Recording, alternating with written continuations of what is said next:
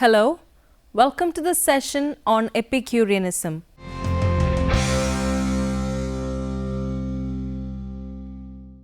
Epicureanism is a system of philosophy based upon the teachings of the ancient Greek philosopher Epicurus, founded around 307 BC. Epicurus was an atomic materialist following in the steps of Democritus. His materialism led him to a general attack on superstition and divine intervention. Following Aristippus, Epicurus believed that what he had called pleasure was the greatest good, but that the way to attain such a pleasure was to live modestly, to gain knowledge of the working of the world, and to limit one's desires. This would lead one to attain a state of tranquility, ataraxia, and freedom from fear, as well as an absence of bodily pain, aponia. The combination of these two states constitutes happiness in its highest form. Although Epicureanism is a form of hedonism insofar as it declares pleasure to be its sole intrinsic goal, the concept that the absence of pain and fear constitutes the greatest pleasure and its advocacy of a simple life make it very different from hedonism as colloquially understood. Epicureanism was originally a challenge to Platonism, though later it became the main opponent of Stoicism. Epicurus and his followers shunned politics. After the death of Epicurus, his school was headed by Hermachus. Later, many Epicurean societies flourished in the late Hellenistic era and during the Roman era. Its best-known Roman proponent was the poet Lucretius. By the end of the Roman Empire, being opposed by philosophies that were in the ascendant, Epicureanism had all but died out and would be resurrected in the Age of Enlightenment. Some writings by Epicurus have survived. Some scholars consider the epic poem On the Nature of Things by Lucretius to present in one unified work the core arguments and theories of Epicureanism. Many of the scrolls unearthed at the villa of the Papyri at Herculaneum are Epicurean texts. At least some are thought to have belonged to Epicurean Philodemus. Today, there are large Epicurean communities in Greece, a society of friends of Epicurus in the West, and the school has a growing online presence. In the French-speaking world, Michael Onfray is considered neo-Epicurean. The nature of Epicureanism. Several fundamental concepts characterize the philosophy of Epicurus. In physics, these are atomism, a mechanical conception of causality, limited however by the idea of spontaneous motion or swerve of the atoms, which interrupts the necessary effect of a cause, the infinity of the universe, and the equilibrium of all forces that circularly enclose its phenomena, and the existence of gods conceived as beatified and immortal natures completely extraneous to happenings in the world. In ethics, the basic concepts are the identification of good with pleasure and of the supreme good and ultimate end with the absence of pain from the body and the soul, a limit beyond which pleasure does not grow but changes. The reduction of every human relation to the principle of utility, which find its highest expression in friendship, in which it is at the same time surmounted, and in accordance with this end, the limitation of all desire and the practice of the virtues from which pleasure is inseparable, and a withdrawn and quiet life. In principle, Epicurus' ethic of pleasure is the exact opposite of the Stoics' ethic of duty. The consequences, however, are the same in the end. The Epicurean is forced to live with the same temperance and justice as the Stoic. Of utmost importance, however, is one point of divergence. The walls of the Stoic city are those of the world, and its law is that of reason. The limits of Epicurean city are those of a garden, and the law is that of friendship. Though this garden can also reach the boundaries of earth, its center is always an individual. Epicurus' predecessors were in physics, Leucippus and Democritus, and in ethics, Antiphon Sophista, Aristippus of Cyrene, and Eudoxus of Cnidus, a geometer and astronomer. Epicurus differed from all of these in a systematic spirit and in the unity that he tried to give to every part of philosophy. In this respect, he was greatly influenced by the philosophy and teachings of Aristotle, taking over the essentials of his doctrines and pursuing the problems that he posed. Happiness and pleasure. While we have lost most of Epicurus' treatises on ethics and happiness, his basic ideas are very clearly outlined in his justly famous letter to Menosis. He begins with a claim familiar from Plato and Aristotle that we all desire happiness as an end in itself, and all other things are desired as a means of producing happiness. But what is happiness? Epicurus gives a straightforward definition influenced by Aristippus, a disciple of Socrates and founder of the Cyrenaic school of philosophy. Pleasure is our first and kindred good. It is the starting point of every choice and of every aversion, and to it we always come back, inasmuch as we make feeling the rule by which to judge of every good thing. Epicurus then claims that there are two self-imposed beliefs that do the most to make our lives unhappy or full of pain. They are first the belief that we will be punished by the gods for our bad actions, and second that death is something to be feared. Both of these beliefs produce fear and anxiety and are completely unnecessary since they are based on fictions. While the gods do indeed exist, being perfect and eternal, they do not directly concern themselves with human affairs.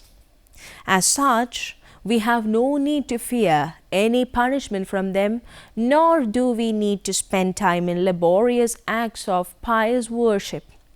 As for death, he points out that once sentient experience comes to an end, there will be no sensation of pain. As such, the fear of death is completely groundless.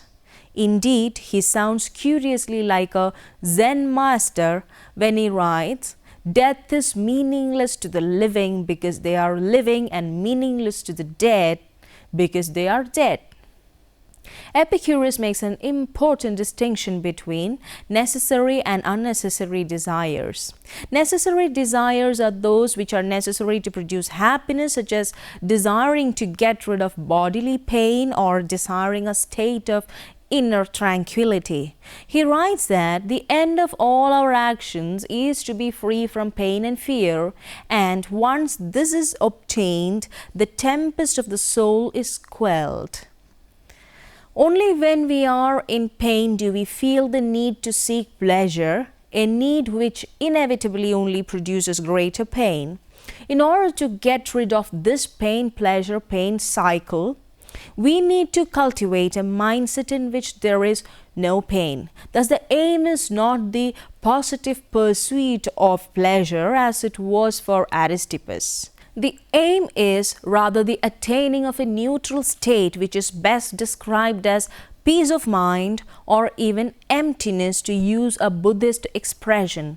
The Greek word Epicurus uses for this state is atarexia, which literally means freedom from worry. Epicurus notes further that we need wisdom to see which pleasures are really pleasurable and which pains are necessary to produce pleasure. Some pleasures lead to greater pain, like imbibing copious amounts of alcohol, and so the wise person will shun them.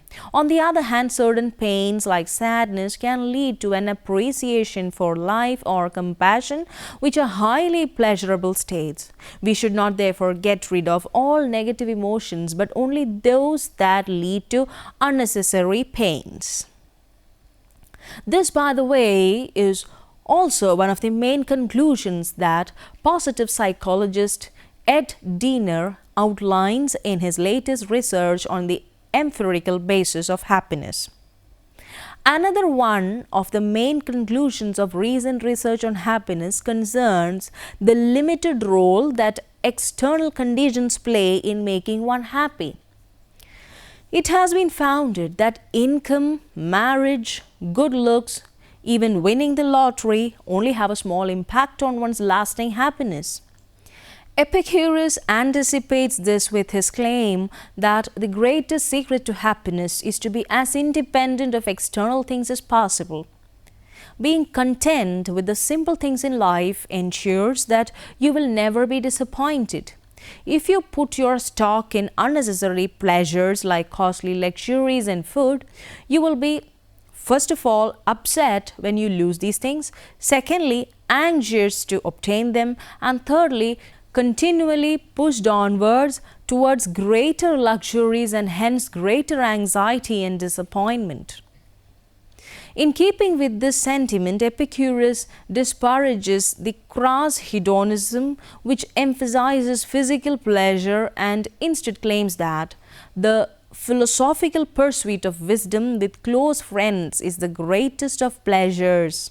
And when we say that pleasure is the end and the aim, we do not mean the pleasures of the prodigal or the pleasures of sensuality as we are understood to do through ignorance, prejudice, or willful misrepresentation. By pleasure, we mean the absence of pain in the body and trouble in the soul. It is not an unbroken succession of drinking bouts and of revelry, not sexual lust, not the enjoyment of fish and other delicacies of a luxurious table which produces a pleasant life. It is rather sober reasoning, searching out the grounds of choice and avoidance, and banishing those beliefs that lead to the tumult of the soul. Based on this conception of happiness, it is the philosopher who is the happiest of all people, for he chooses the stable pleasures of knowledge over the temporary and volatile pleasures of the body. Epicurus concludes his letter by saying that if one practices these precepts, he will become a good among men, for he will have achieved an immortal state even whilst in a mortal body. As he writes, exercise yourself in these precepts day and night, both by yourself and with one who is like-minded, then never either in waking or in one's dreams will you be disturbed, but will live as a god among men. For man loses all semblance of mortality by living in the midst of immortal blessings. Note the emphasis Epicurus places on practicing the precepts which one who is like-minded. In keeping with Aristotle, Epicurus sees the indispensable value of friendship as a crucial motivator towards one's own true happiness. The problem is that more often than not other people are a determinant to our happiness by creating false competition for unnecessary pleasures.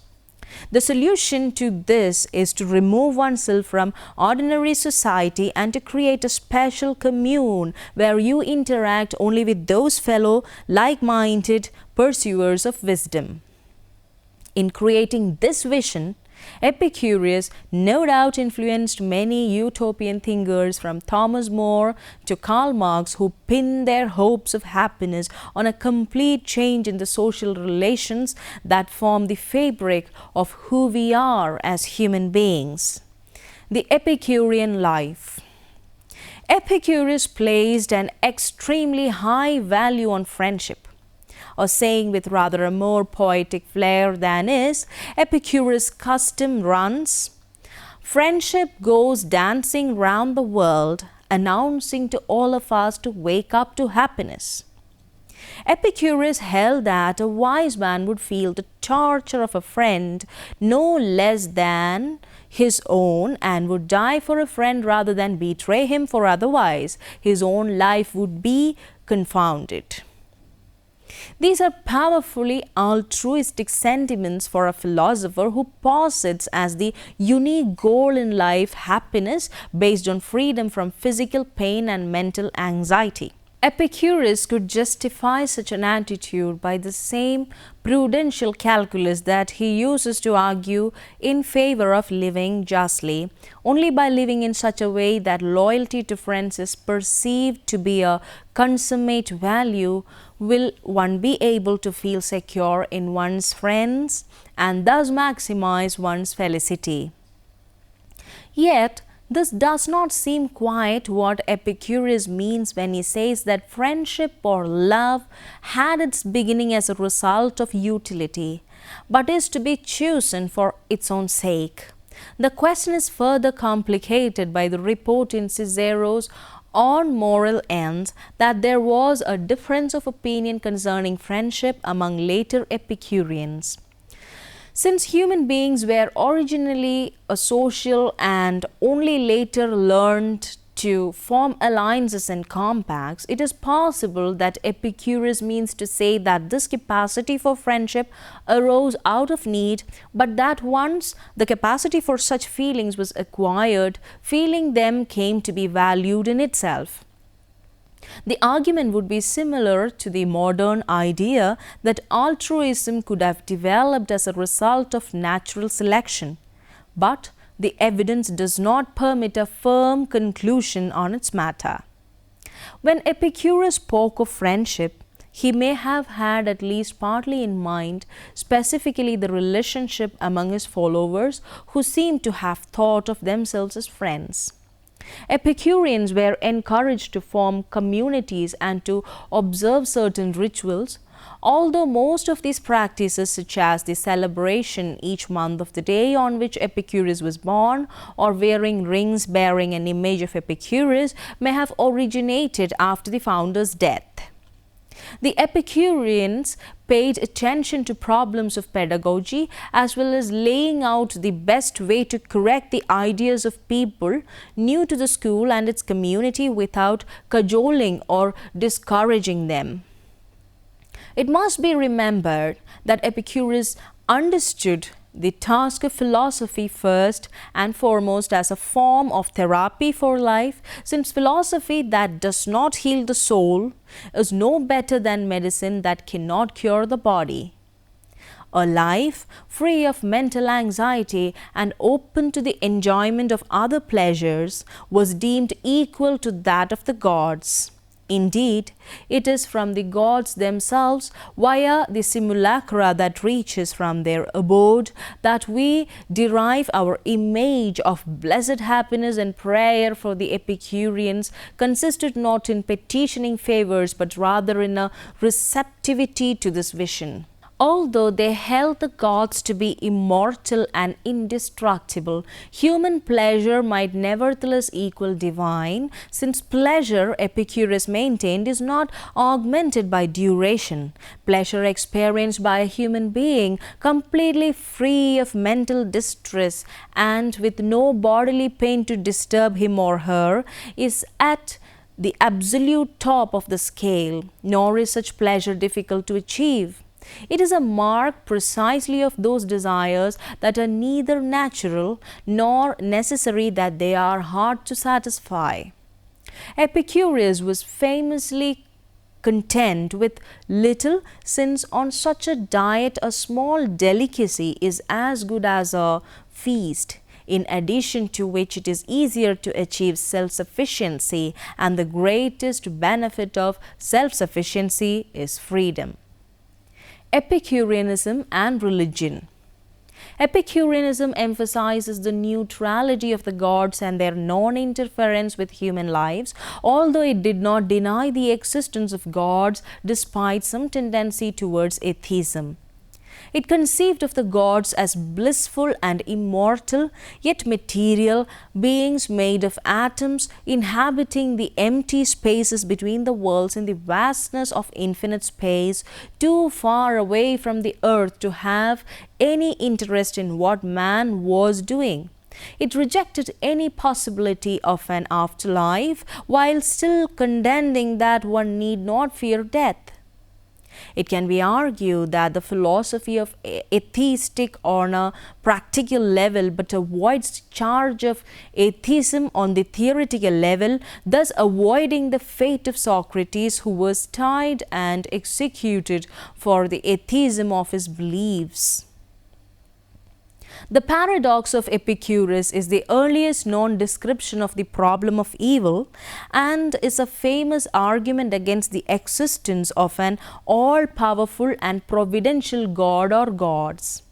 It can be stated, if God is willing to prevent evil but is not able to, then he is not omnipotent. If he is able but not willing, then he is malevolent. If he is both able and willing, then why is there such a thing as evil? And if he is neither able nor willing, then why call him God at all? There are interesting parallels to Buddhism, which similarly emphasizes a lack of divine interference and as aspects of atomism. Buddhism also resembles Epicureanism in its temperateness, including the belief that great excesses lead to great dissatisfaction. Now, try to answer some questions. Explain the philosophy of Epicurus. Briefly narrate the origin of Epicureanism. Compare the ideas of Epicureanism and Buddhism. Narrate the perspective of Epicureanism towards religion. How Epicureanism, Stoicism, and Platonism are related. What are the claims of Epicurus on human happiness? Critically analyze implications of Epicureanism in our day-to-day life. Do you think Epicureanism and atheism are related? Justify. Books for further reference. Cicero on Moral Ends, edited by Julia Annas and translated by Raphael Wolff, Cambridge University Press, Cambridge. Epicurus, The Extant Remains by Cyril B. Bailey, Clarendon Press, Oxford, 1926. The Hellenistic Philosophers by A. A. Long and David Sedley, Cambridge University Press, Cambridge, 1987. Epicuro della Natura, Libro 14 by Giuliana Leone, Cronach, Ercolanesi, 1984. Epicurus on Nature, Book 28 by David Sedley, Cronace Ercolanesi, 1973. The Epicurean Inscription, edited by Martin Ferguson, Bibliopolis, 1993. Thank you for watching today's program. Hope today's session was enriching. Goodbye.